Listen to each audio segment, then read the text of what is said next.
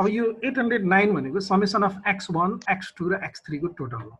हैन सबै स्याम्पलहरुको इलिमेन्टहरुको टोटल भ्यालुलाई ग्रान्ड टोटल भनेर भन्ने गरिन्छ र 809 को स्क्वायर डिवाइडेड बाइ n गर्ने n भनेको total number element in all sample जस्तै कि हाम्रो त यहाँ त क्लियर छ नि जस्तै यो पहिलो स्याम्पलमा 6 इलिमेन्ट छ सेकेन्ड स्याम्पलमा 6 इलिमेन्ट छ थर्ड स्याम्पलमा 6 इलिमेन्ट छ हैन त्यसकारणले यहाँनिर नर्मली के हुन्छ भने यसलाई अझ क्लियरली लेख्ने हो भने अनि total elements in all samples यो हामीले n भनेर भन्ने गर्छौँ यसलाई है अर्को शब्दमा ग्रान्ड स्याम्पल साइज भन्ने पनि हुन्छ सर्टकटमा यो भनेको n1 plus n2 plus n3 तीनटा स्याम्पलको साइजलाई जोड्ने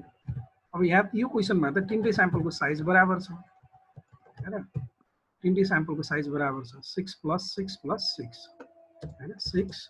प्लस 6 प्लस 6 इक्वल टु 18 भयो त्यही भएर यहाँनिर अब डिवाइडेड बाइ n गर्दाखेरि हामीले 18 गर्ने 18 ले यसलाई डिवाइड गर्ने यस्तो आउँछ यसलाई स्क्वायर गरौँ है स्क्वायर भएर स्क्वायर ल अब 8 फेरि 18 छ 180 को भएको छ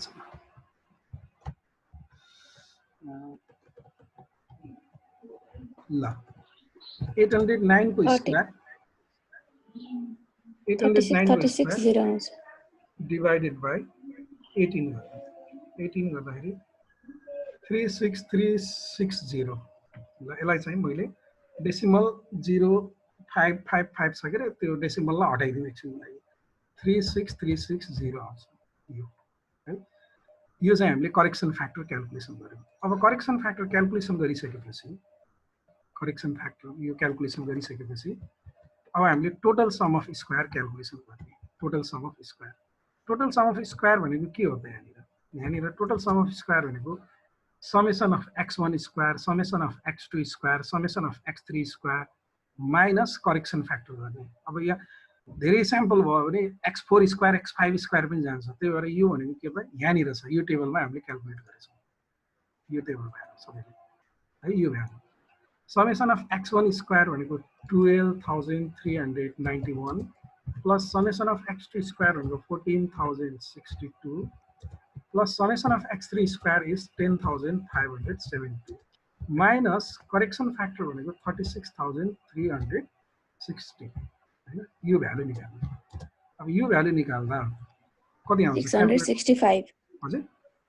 665 ल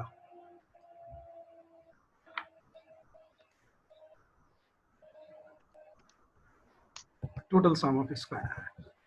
अब त्यस्तै गरी sum of square between the sample निकाल्नु पर्यो sum of square between the sample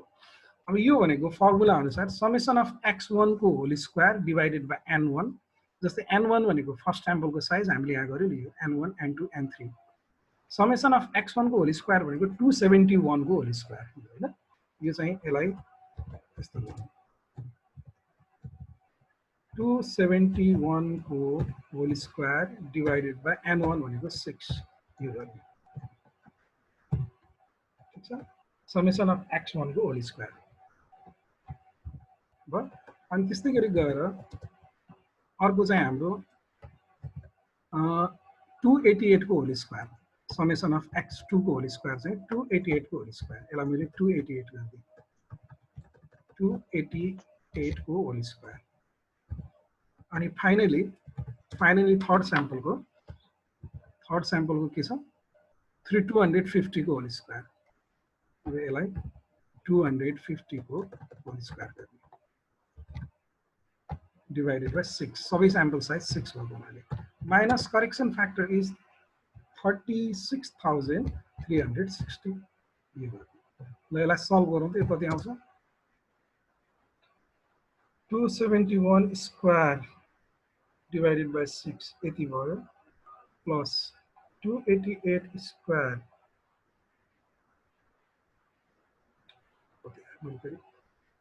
271 square divided by 6 so they are 12,240.17 है ना 12,240.17 plus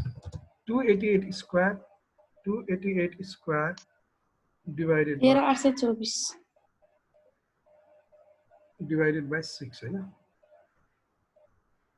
को क्या आया था 288 square divided by 6 13,824 plus 250 go square divided 1041.6.67 10,416.67 minus correction factor हाम्रो 46,360 120.84 120.84 यति आ ल अब यसलाई हामीले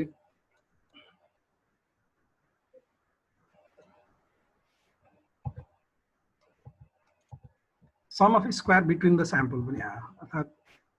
अब sum of square due to the error निकाल्ने sum of square due to the error भनेको total sum of square हाम्रो 665 हैन 665 minus sum of square due to the error 120.84 यो गर्दा कति हुन्छ 665 minus 120.84 गर्दा यो 544.16 544.16 यो चाहिँ sum of square due to the error हो ल कपी गर्ने पनि गरिहालौँ है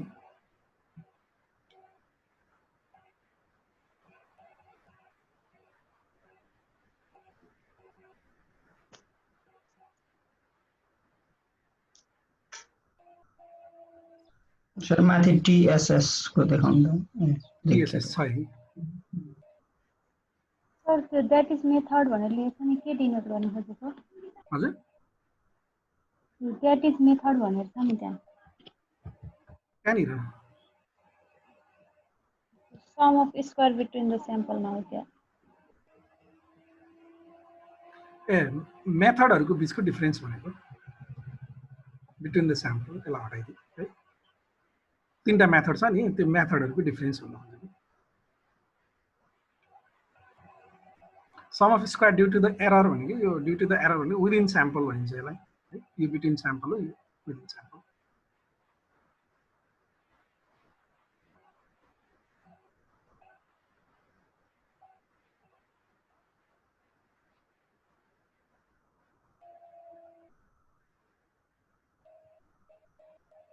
भयो यो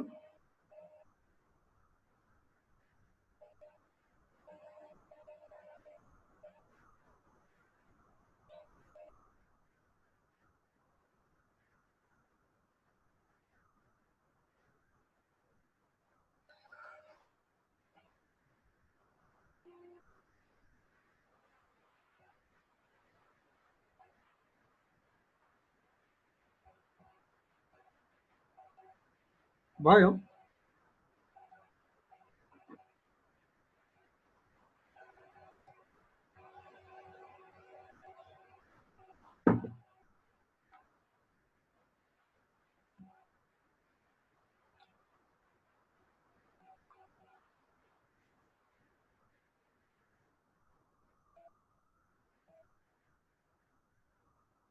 के छ अगाडि बढौं